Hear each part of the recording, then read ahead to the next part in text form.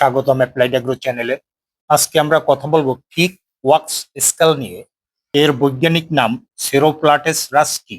অস্ট্রেলিয়ায় একে pink wax scale হিসেবে চেনা যায়। আমরা ছবিতে যে ডুমুর গাছটি দেখছি এটি অস্ট্রেলিয়ার সিডনিতে জন্মানো একটি ডুমুর গাছ। এই স্কেল ইনসেক্টস গুলো গাছের রস চুষে খায়, যার ফলে ফল ঝরে যায় এবং গাছ দুর্বল হয়ে পড়ে, এমনকি গাছ মরেও যেতে পারে। এখনই যা করবেন, আক্রান্ত অংশটি সাবান পানি বা তুলা দিয়ে ঘষে তুলে ফেলুন। বেশি হলে হর্টিকালচারাল অয়েল বা নিম অয়েল স্প্রে করুন। মনে রাখবেন, পিঁপড়া এই পোকাদের রক্ষা করে, তাই গাছের গোড়ায় পিঁপড়া রোধেও ব্যবস্থা নিন। আপনার বাগান সুস্থ থাকুক। এখন পোকাটির জীবন চক্রটা একটু জানার চেষ্টা করি। এদের ডিম স্টেজ 1 থেকে 3 সপ্তাহ অবস্থান। এই ডিমগুলো স্ত্রী পোকার মোমের আবরণের নিচে সুরক্ষিত থাকে। একটি স্ত্রী পোকা প্রায় 600 থেকে 700 ডিম পারে। ক্রয়লার স্টেজ সময়কাল 3 থেকে 7 দিন। বৈশিষ্ট্য: এটি একমাত্র দশা যখন এরা চলাফেরা করতে পারে।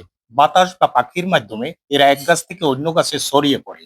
ক্রয়লার সেকেন্ড অ্যান্ড থার্ড ইনস্টার, এটি স্থির দশা এবং এই অবস্থায় এরা শরীর উপর মোমের আস্তরণ গঠন করে। এদের সময়কালটা 1 থেকে 2 মাস। বৈশিষ্ট্যগুলো হলো, এই অবস্থায় ক্রয়লাররা একবার পাতায় বা ডালে বসলে আর নড়ে না। তারা নিজেদের শরীর থেকে সাদাটে বা গোলাপি রঙের মোম নিঃসরণ শুরু করে। পূর্ণাঙ্গ অবস্থা অ্যাডাল্ট স্টেজ সময়কাল 2 থেকে 3 মাস। পূর্ণাঙ্গ অবস্থায় এদের পিঠে কচ্ছপের মতো উঁচু এবং শক্ত মোমের আবরণে ঢাকা থাকে।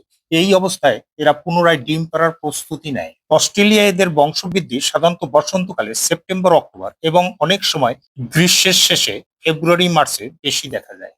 এই সময়গুলোতে ক্রলার দশায় কীটনাশক ব্যবহার করলে এদের সবচেয়ে সহজে দমন করা যায়। প্রকৃতি: এই পোকাগুলো তাদের শরীরের উপর মোমের মতো একটি শক্ত আবরণ তৈরি করে, তাই সাধারণত কীটনাশক এদের গায়ে কাজ করতে চায় না। দমনের সেরা সময় হলো ফার্স্ট ইনস্টার ক্রলার স্টেজ, যখন বাচ্চাগুলো ঘুরে বেড়ায়।